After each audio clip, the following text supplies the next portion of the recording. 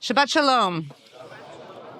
So we're going to do a little discussion this morning instead of a sermon. And I'm going to start, Ross is going to hand out some, and Sandra are going to hand out some source sheets. But while they do, I'm going to ask a question. What is Hanukkah? Hands. This is not a shy crowd. I know some of you have some thoughts. What is Hanukkah? A festival of lights, yeah. Rededication. Want to say more? No, okay, rededication. Hey, so you're right, Hanukkah means dedication. Yes, great. Other thoughts? What is Hanukkah? Why do we celebrate Hanukkah for 8 days? Because of the oil. Stephen, do you want to say more? Okay, we're going to leave it with just because of the oil. Okay. Anyone want to add to what Stephen said? Oi, oi, oi. Okay, we have an unusually quiet crowd here. Usually we have a very robust crowd of answers. Okay, so the reason I asked the question, what is Hanukkah, in that way, and why do we celebrate it for 8 days, is because that's the question that the Talmud, the Gemara, asks in the volume Masechet Shabbat, as Ross is passing around. It says, what is Hanukkah? My Hanukkah. What is Hanukkah? Do I have someone who actually wants to read this very large print? Does someone want to read the English of what the Gemara tells us, what the Talmud tells us, the answer to what is Hanukkah?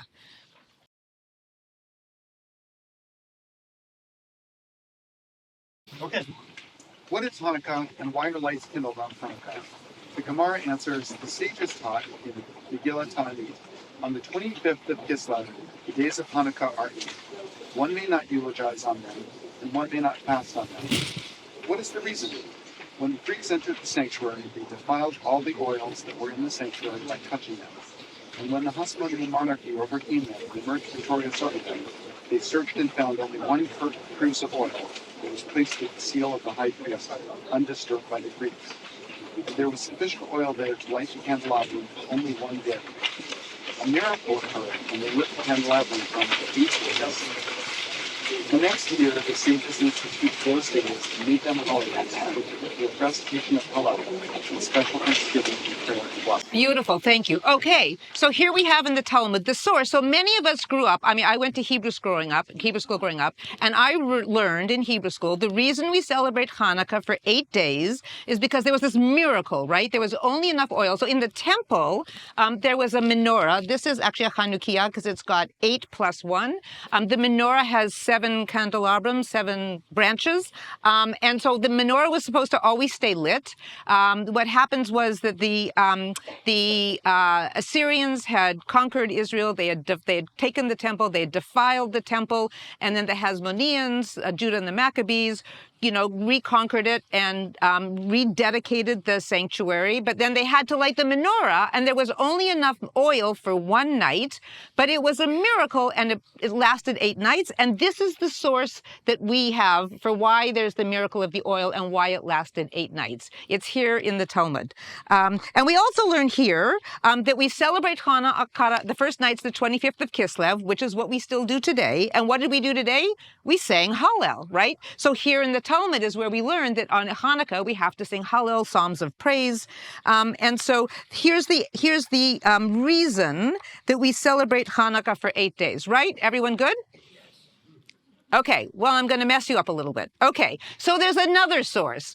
There's a source so the Talmud was written in the year 600 CE.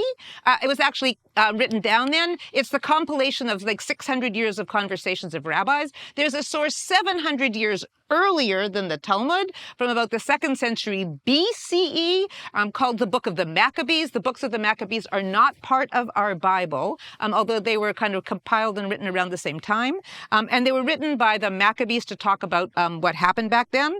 And so this source is 700 years before the Talmud. Does someone want to read source number 2 from the 2nd book of Maccabees? Do I have a reader? Anyone? Are you going to get sick of hearing my voice? Yes. Great. Karen.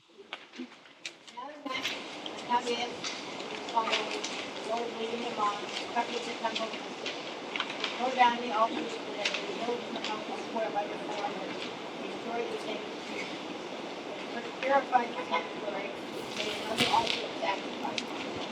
happened that on the same day of the sanctuary had proclaimed by the Lord, purification of the sanctuary took place. And it was on the 25th day of the same month, celebrated 8 days by the Sukkot. While a little while before, during Sukkot, and walking in the mountain came like one animal. Therefore, they grew already declared unto Sukkot. They offered him the thanksgiving and praise to God, who had brought them past purification. Okay, so the beginning of this is sort of the same, right? So the Maccabees rededicated Hanukkah, which is the dedication of the temple, of the altar, so they could sacrifice on the 25th of Kislev, which is what we have Hanukkah. But wait, there's no story about an oil here. Why does the book of Maccabees tell us we celebrate Hanukkah for 8 days? It's a makeout. It's a do-over. It's a Sukkot do-over, right? They were fighting. And how did we celebrate Sukkot back then? We celebrated Sukkot by bringing offerings to the temple. We didn't control the temple. We couldn't bring our Sukkot offering to the temple.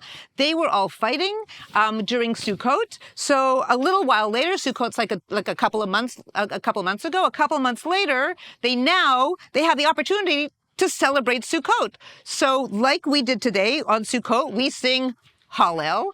Here we have them using the lulav and the etrog, and they have the reason that they celebrated the dedication for 8 days was because it was Sukkot.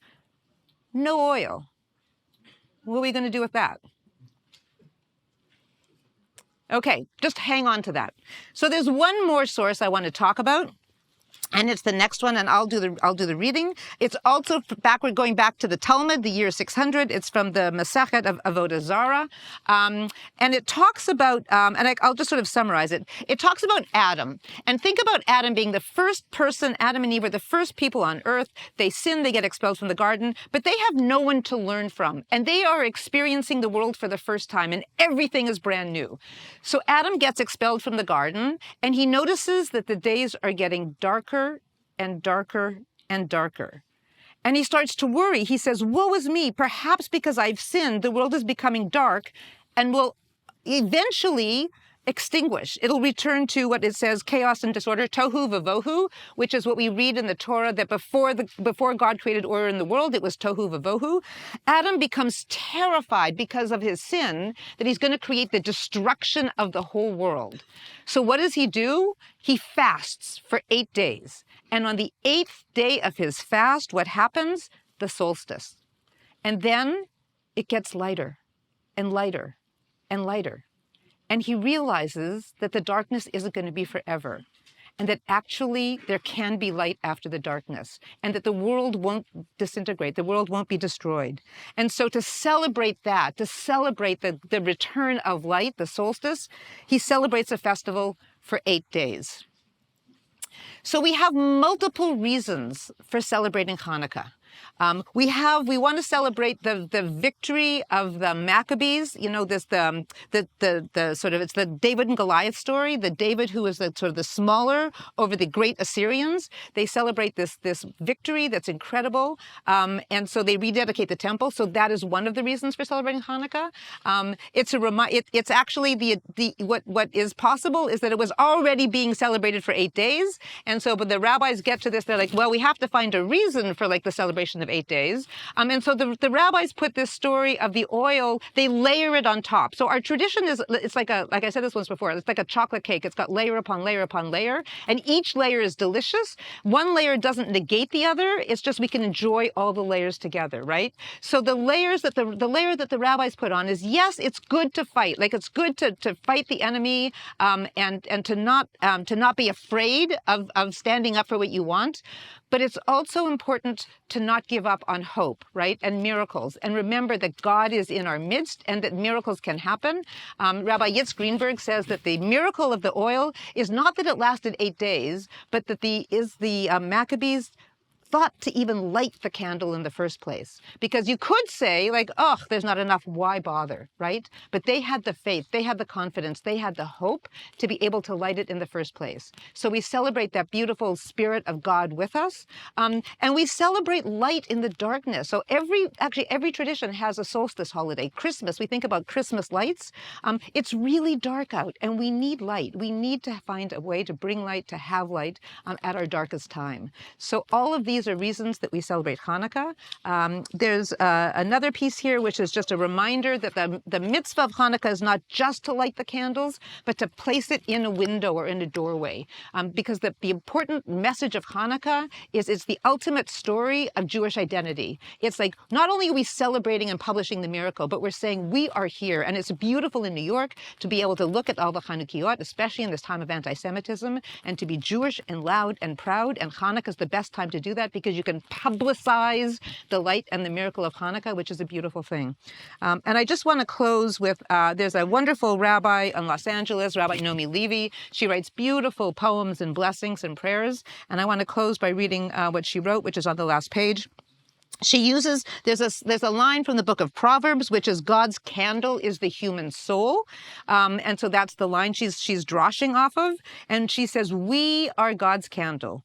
We are made to shine, not just one time in our history, but every day, even today.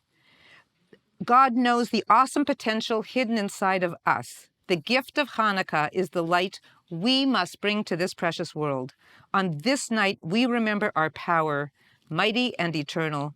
Bless us, God, with courage and strength, health, love, and peace.